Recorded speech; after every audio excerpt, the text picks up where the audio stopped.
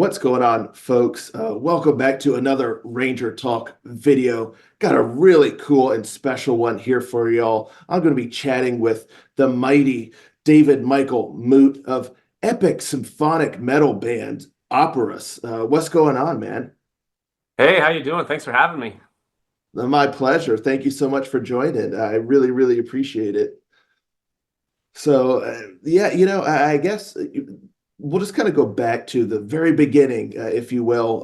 When did you start having like a passion for singing or just singing in general? That maybe you didn't like it at first, but you stuck with it, or maybe you loved it. And, what's the story Yeah, well, there?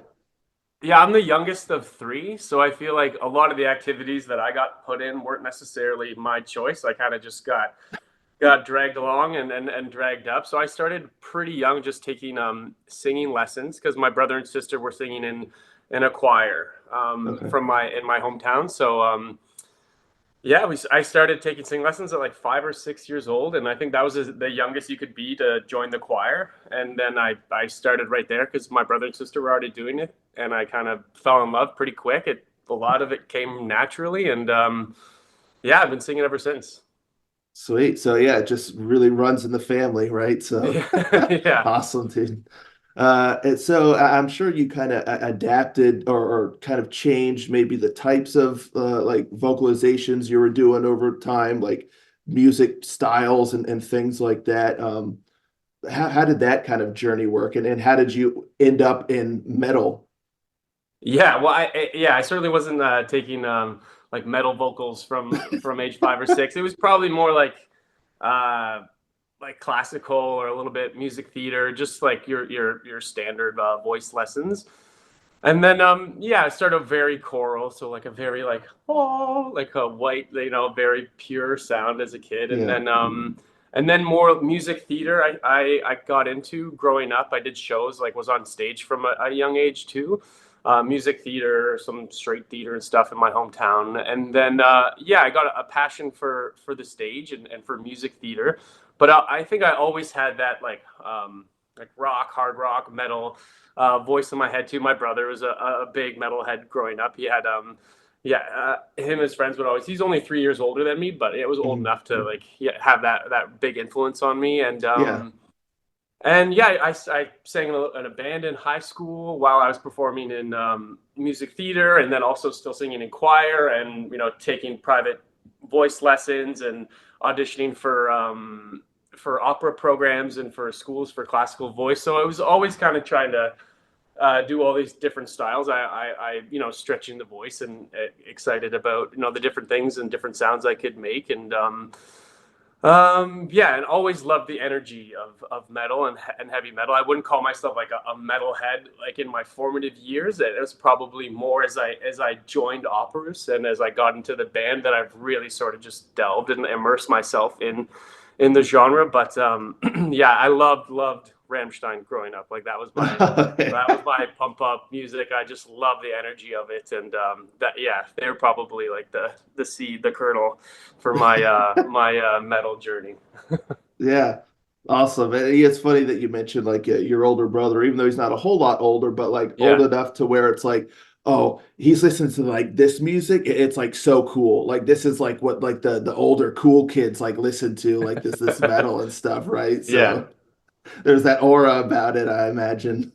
for sure. Um, so yeah, I mean, so you have like a huge theatrical background, acting and stuff as well as singing, and it seems like Operus was almost like designed for you, like because Yeah, it's that great like fusion. I wouldn't go so far as to call it like a metal opera per se, but there's definitely that flair, right?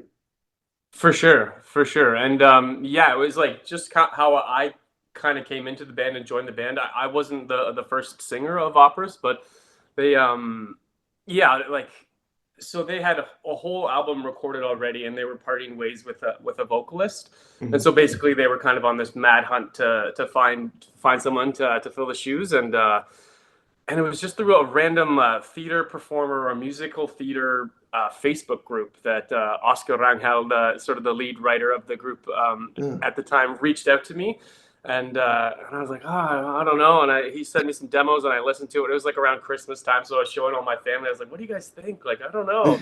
And then I was like, screw it, I'll give it a shot, and kind of the rest is history from there. And yeah, as you said, it's that perfect. I had kind of the green light to go like full theatrical with the stuff, but and Wojtek, our bass player, and Oscar Rangel, lead guitarist, who does a lot of the writing as well. They rein me in, or I really trust them. We've built like a relationship of like, you know. They can tell me it sucks, or we can be really brutally honest with each other, and like maybe feelings are hurt for a little bit, but like I trust their artistic visions as well, and I think that's Yeah. important in a band. For someone's like, yeah, keep going, that's awesome, or like, try another take. You're like, Yeah, yeah, yeah. so yeah, it's yeah, I don't even remember the question right now. I'm just Oh blabbing no, on. I mean no, that's pretty much solid. But yeah, because like you said, it's like you want like the final product to be something everyone's happy with. And if everyone's just like, oh yeah, they don't want to hurt your feelings. Oh yeah, you're Yeah, doing great. But then it ends up being like, then it's a waste. It's more yeah, important to have that relationship though, where you can each be honest and things like that. for Um, sure.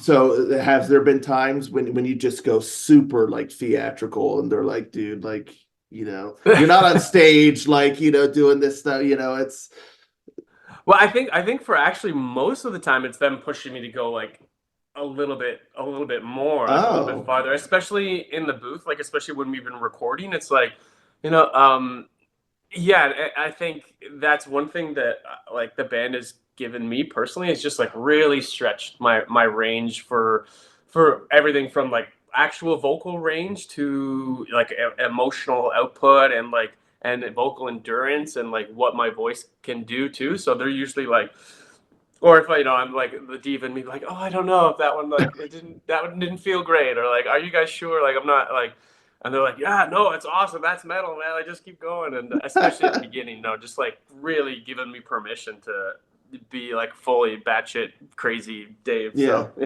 yeah, awesome.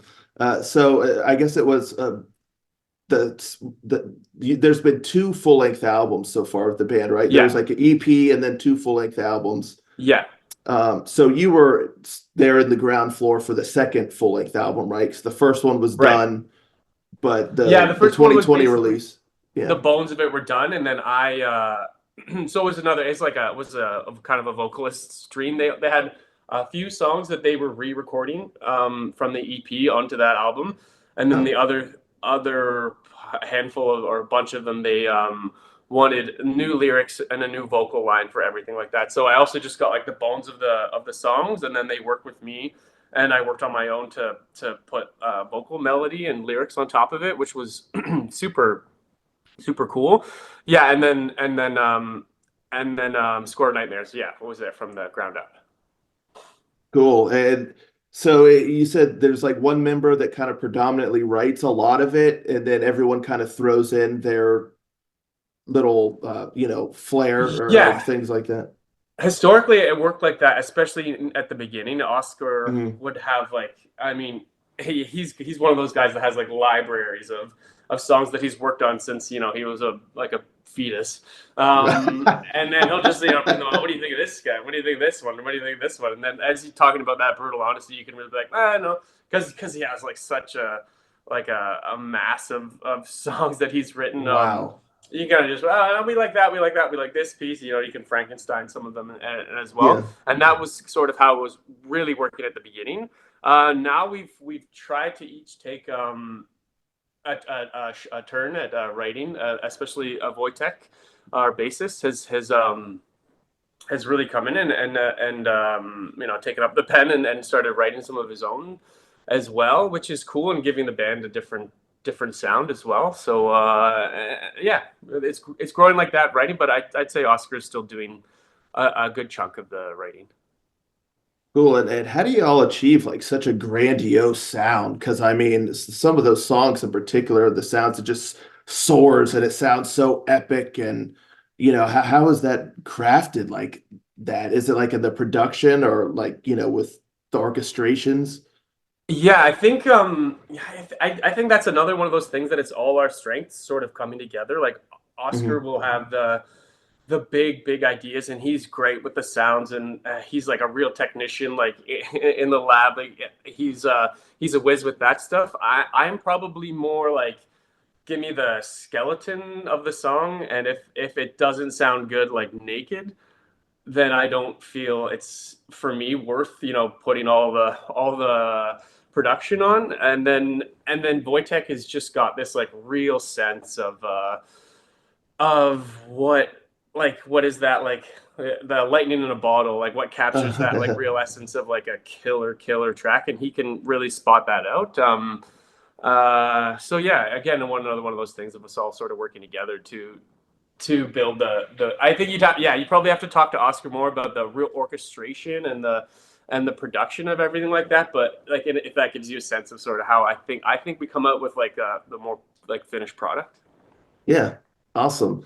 I think the first song, it was the first time I ever even listened to the band before, was I did a reaction to Lost. If I'm not Mm-hmm. mistaken, that was the first one that I ever heard, and I was like, man, you guys really have like kind of a uniqueness to you, in sound, but also just in how that video was crafted with that theatrical flair. Yeah. So not only musically is there kind of a theatrical, grandiosity to it, but even visually, like in the videos, was that something that y'all always really wanted to do as well? Yeah, I think like as a band for sure we had that vision. Everybody wants that like big, sexy music video. I would I think the music begs for it too, and Mhm. needs it. You couldn't just have like a. We tried a couple times to do some playthroughs or some other stuff, but it just, or like us just kind of dinking around in a. And yeah, I think it needs sort of the epicness the music calls for it. And Wojtek Sokolowski, our bassist again, has Mhm. taken on a big directing. He's directed the last two or three music videos, so Oh, wow. that's his baby. He and even our stage wear, like he's got a real artistic side. And he made all our stage wear from hand, and like thrifted it, and then like Wow. bedazzled, bemetaled it, and put on Bemetaled. everything, all the sweet gear on it. And yeah, Yeah. so that was his video, his idea. Yeah, and we shot that in Ottawa. You can please put a link to the people that we worked with there. It was I just want to make sure I get it all right.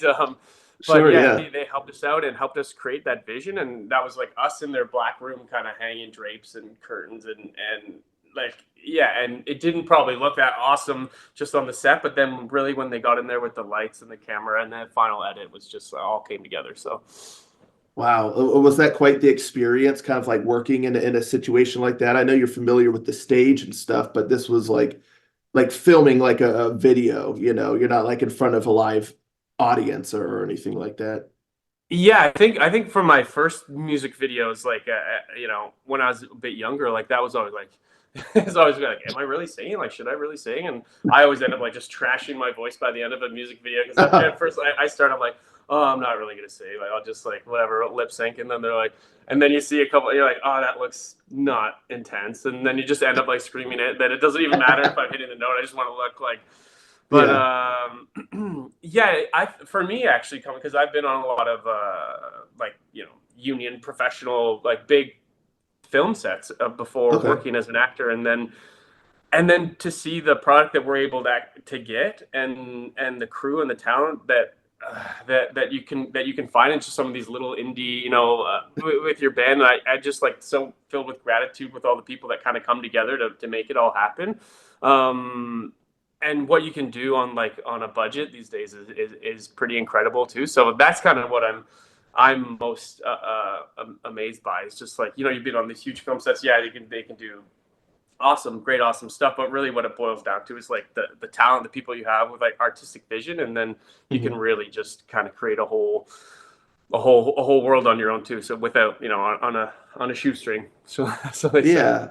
I feel like that's where like creativity really shines too. Like when you don't have endless budget to just do like this grand stuff, but you still want it to Yeah. look really cool. You have to be a lot more creative. and Yeah, ingenious, and that's something fun about that, I for think. sure. Um, and so now I kind of want to talk about Psychopomp because that Sweet. felt a little bit different. I mean, there's definitely the theatrical stuff there, but it was very extravagant, but it was also like kind of weird and wild, like also, but Yeah. like fun. But even the song too, I feel like the song had a little bit more of a power metal kind of drive to it. So yeah, I mean, how did Psychopomp come to be? And did the band at the time kind of know that they were creating something that still sounded like Operus, but was a little bit different? Was that the intention? Yeah, I think definitely the intention was to push it. Um, yeah, just maybe slightly more accessible, or just find something that was a little more just traditional heavy metal. And I love that we get. I'm talking to the power metal ranger right here, but I don't. We're never consciously like trying like let's make like a classic power metal song. Yeah. But I don't know if it's my fault or if it's the vocals that that really pin us in that genre. But it's interesting. That's a like cool thing about metal, and it's just there's all the genres, the subgenres or whatever, but we never really are trying to create anything that's like, oh, we're gonna make like this like power black metal fusion, or it's like we're just Right. trying to create like the riffs and licks and vocal styles that we like. Yeah, I'm gonna try to answer this as best I can because this is another one of Wojtek's babies from the song as well. But he just spent a year living in Germany, and I Oh think he got wow. heavily influenced by like the industrial, the Yeah. German metal scene. And he just right from the day he got there, he's like, man, there's people like 60s, 70s, 80s, like at these concerts. They start at 6 o'clock. Like everybody just like he just loved that. I think he just kind of jumped into that community there, and with that came maybe a little more like the industrial, a little more of Yeah. the got that Eurovision flair kind of coming into the Yeah. song, Yeah.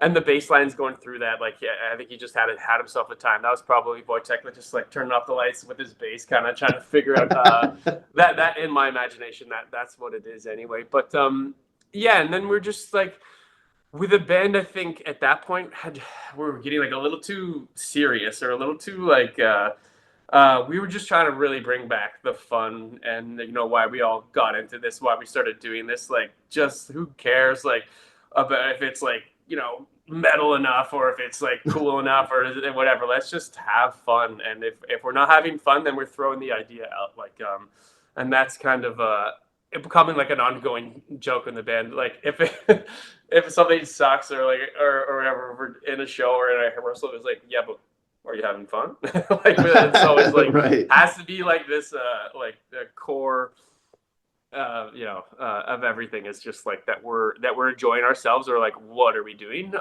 And I think that song and video kind of was the birth of that, or like the more, yeah, exactly, the child of all that. Yeah, no, fair. And I think it's cool that y'all don't really just kind of pin yourselves down like, oh no, we're symphonic metal or we're this or we're that. Yeah, Y'all just create what you want to create. And that's why if someone asks me, oh, what type of band is Operus?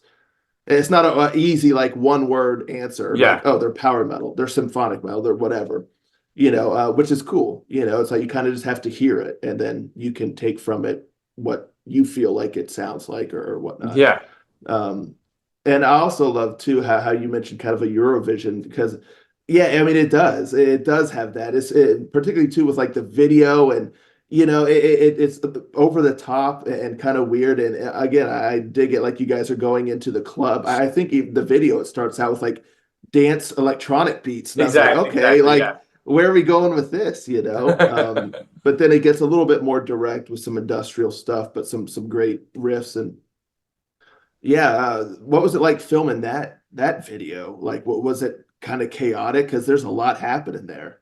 Yeah, yeah. So we had yeah, everything from the like fire dancing to Mikey $5 who does a lot of like sideshow stuff or whatever, and he basically gave us like green light. He came with all his acts, and we were like, oh yeah, but like are you sure you're cool with that? Or like one point he's like, you put like a skewer through my cheek, and then like, or like stapling shit to him, and like he's like deep throating balloons and stuff like that. I'm like, oh Yeah. my god, we can't kill this guy. Like, but yeah, it's one of the yeah, that's a whole other world and talent that he has, and it's just the ability to entertain and yeah. So that really, if we were at all like reserved, and then you have like Mikey coming, and you're like, oh, like yeah, but if he's doing that, like we're gonna have to like raise it up. And um, Right. Angela, I believe our fire dancer. If you could just put her link in at the bottom there too, just to make sure Yeah. get all the deets right, and Mikey's too. She was like an incredible. Like I didn't really know.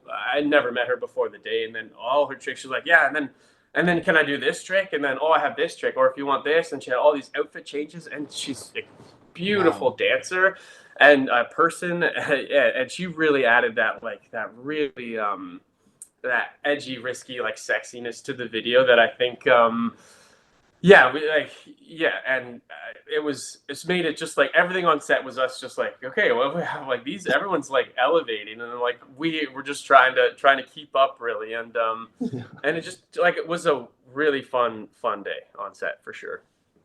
Sweet. Yeah, I mean, it looked like it, and it's infectious, to the viewer even too. Not only the song, but also the video. So yeah, it was just really cool. And it's been a little while now since Psychopomp. Is there new stuff that's the Yeah, band's yeah, we working have we on?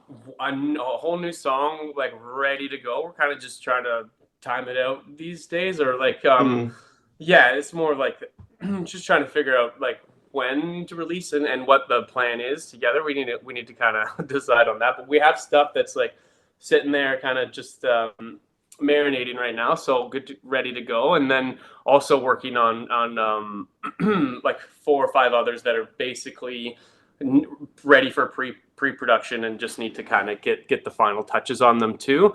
So yeah, more music, new music on the way imminently. sweet, Yeah. sweet, awesome. It's just working on the business side of things at that point, Yeah, kind of, yeah. right? Like, The less and fun that's stuff, not but yeah, no. Uh, um, so I mean, do y'all get to tour quite a bit or play live shows? And if so, how much of that theatrical element do you bring to the live shows? yeah, I mean, I think that's what we love about some of the music videos is it kind of gives you green light and you take your time to set it all up. But like in live shows to be played when we're headlining, especially in our hometown, we'll do everything we can to for like set dress and like getting all like the props like everything going. And then sometimes on tour we you can only have so much happening, but we'll just try to recreate as much of it as we can. We're playing an upcoming show end of June at El Macombo here in Toronto, and then but touring right now has been a little bit on the back burner. We've mostly been working on writing and releasing new stuff, and everyone's lives are a little bit in the blender, a little bit chaotic right now. But we do hope and plan to play more coming up in the future, and just yeah, keep having fun out there. Sweet, awesome. Well, it sounds like the future is bright. There's a lot of material coming. It's a good time to be an Operus fan out there. If anyone hasn't checked out the older material, the first two full-length albums, or Psychopomp, you definitely get on that so you're up to speed, with what comes next. But so I mean, you seem like you're kind of in this for the long haul here, and you enjoy, your work with the band. And how do you? I know you were talking about lives being, it's tough to like have time for everything these days, but are you also still performing on the theater, in theater and things like that on the side? How do you manage your time like that? Yeah, for sure. I mean, I'm gigging as a like sort of freelance singer here in Toronto a bit. I have some upcoming productions, doing a production of Phantom of the Opera this summer, which will be fun. So yeah, I'm keeping it. I also have a young family right now, which is so Wow. I'm trying to stay the center of that, and I don't want to miss out on a lot of that. So I'm enjoying that right now as well, but also. Yeah, like I'm keeping all those doors open that I know, like once they don't want to talk to me, and I'll be right back. Jump right back on. I'm like, okay, I'm not cool anymore. Okay, let's go. But Yeah. nah, just kidding. But yeah, we're just. This is like, as you said, like a long haul. This is more than like a hobby for me. This is it's I need it. I need it to, I think, to be fulfilled in whatever I'm doing. There will always be a piece of this going on in my life, or I just think I'd probably be a miserable bastard. But so yeah, like keeping everything going, and that goes for all the other guys. I mean, that's sort of the pandemic was like a blessing and a curse for everybody. Is that we tried to keep writing, but it was hard for us really to get together, and all the Mhm. virtual like online like we never clicked with a lot of that. So everybody kind of went on their own and wrote their own stuff, and has since released like Oscar and has released a bunch of solo stuff. I believe Wojtek has got some stuff coming out as well, and I'm kind of constantly like singing or freelancing or recording from home too. So not that we haven't all been crazy busy doing our own things, but I think now we're getting back to pushing the band forward a bit more and enjoying just like the time we have together as just as friends too, and then so yeah, more music, new music is on the way. Sweet. Awesome. Well, that's awesome news. So Yeah, cool, man. Well, thank you again so much for taking the time to chat. It's so neat kind of hearing a little bit about the behind the scenes stuff about the band's kind of mindset and a little bit of a new direction here, just focused on having fun, which is yeah. really cool and just doing your own thing. So yeah, it's really exciting and yeah, for everyone watching, I'm gonna put links to everything Operus in the description below, as well as to the previously mentioned links to some of the other behind the scenes folks in videos or behind production, things like that, all in the description below. But yeah, check all that out. Follow them on socials here, and yeah, check out any of the music that they've dropped that you haven't yet. So yeah, have fun looking at all that, and thank you one last time, sir. It was a real pleasure to chat with you. So. Thank you, man. I just got, and I just thank you too for taking holding the torch for in front of all this power metal that you do and all the reaction videos. Like, I didn't think we knew you very well before you did the Lost one, and it's just like you guys are like the modern VJs and keeping metal alive and just setting up like it's just yeah, what you do, man, for so many artists out there. Thank you for your work as well. Oh, I really appreciate that. I mean, I just love it. So, being able to be engrossed in all this stuff, it's just fun. Well, speaking of just having fun, so Yeah, hell yeah. awesome, man. All right. Well, thank you folks for tuning in, and I'll catch you next time. Ranger out.